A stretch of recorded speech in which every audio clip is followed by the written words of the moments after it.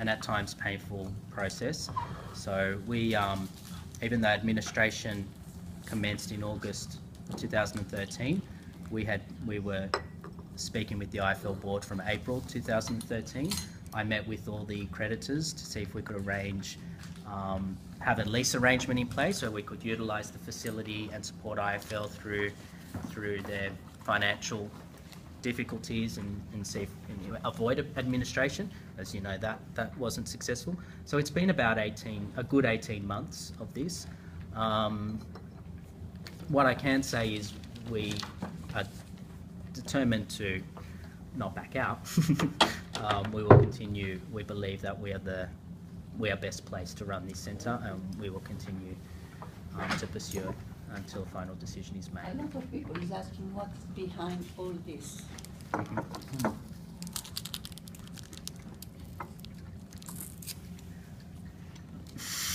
What was the question?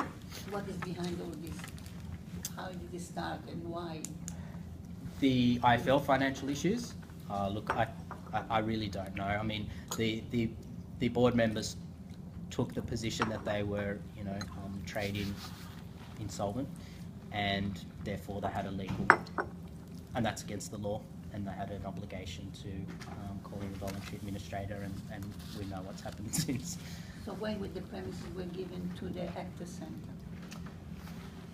Well, from what I know, Louisa, there was a lease offered to the Actor Centre in December 2013, which I came to learn about in January 2014, which the council, actually, I don't know if any of the mortgagees had given consent to that.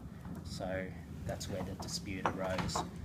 Why or how the Actor Centre were offered that lease, I don't know. I wasn't involved in that process.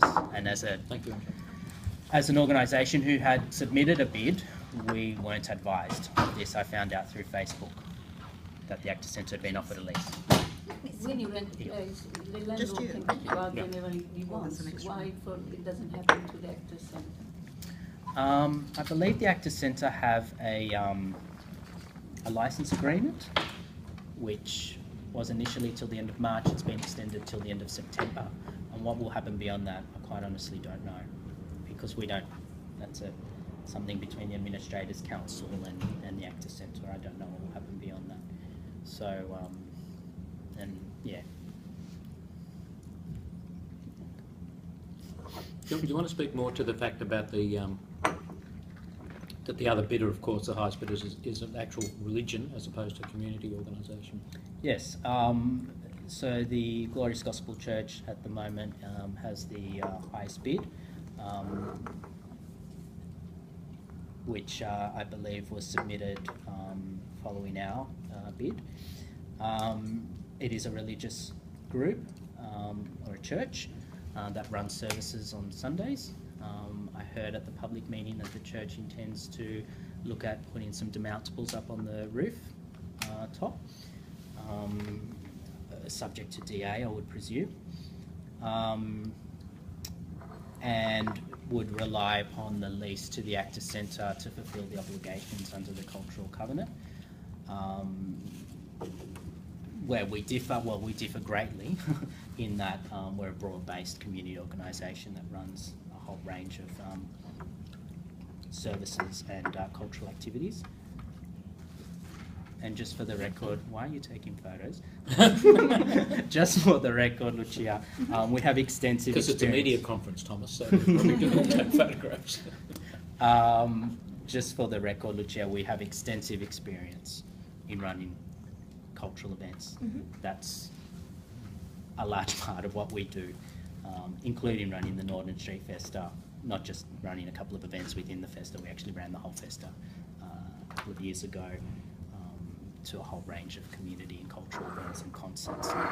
And I mean, it's all in the media release, so yeah. Can I ask a question? Of course you can. So there seems to have been a lot of discussion about the cultural covenant that was attached to the road government grant. What do you think is the most important part of fulfilling that covenant? What do you think is at the heart of it? The access to the community, to community facility, to community asset. So the registered proprietor shall at all times ensure that the cultural facilities and outdoor recreational areas are used principally for cultural and similar activities and are open to the public at all reasonable times and kept in good repair condition. So it's around that access for me is the kind of crux of it. The meeting of 18th of September is just for information or for calling some help from the community? It's the first time in 15 years I've heard you speak English. And you're never going to make me speak Italian again. The meeting is to set the record straight. It's a Coasit meeting, Mr. Tornari. It's to put the facts on the table, as I've done today. We haven't finalised the agenda, so I can't give you any ideas of who else will be presenting or how it will look. We'll probably be able to do that. Close up. Yeah, maybe next week or the following week. But it's Coasit's attempt at saying to the community, this is who we are, this is what we will do if we purchase the centre, and this is a discussion of its ownership. And yeah. To allow the community to ask questions. Of course, yeah. And we're ready for whatever questions come our way. Yes. You mentioned before the idea of Coasit being a broad-based community organisation rather than specific or religious, which I think is a really important point in this issue. Do you think that speaks to the cultural covenant as well? Do you think that's important to fulfilling that? Absolutely. Yes. Yes, I do.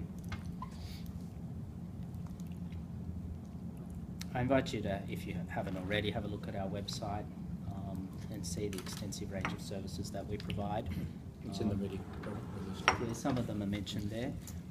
But we're providing direct services to about 2,000 people per week and about 8,000 students learning predominantly Italian or English or other training with us per year. So we're quite a large organisation involved in many different activities. Obviously, we provide services to the broader community, so across Sydney and across New South Wales for our educational programs, but our heart is in Leichhardt and has been for a very, very long time. Yeah. One of the other things that has come up a lot is the idea of profitability at the centre. Why do you think it's so important that the centre stays with a non-profit organisation? I think it ensures its community use and its community access. It is, prized and prime real estate, and I don't think the community, or certainly the spirit of the covenant, was around profitability for the owner of this centre. It was around access and community and public space. Yeah, I think it's essential.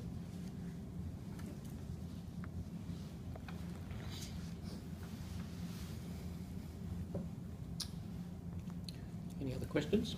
Happy to take any more, or you good? Yeah, all good. Okay.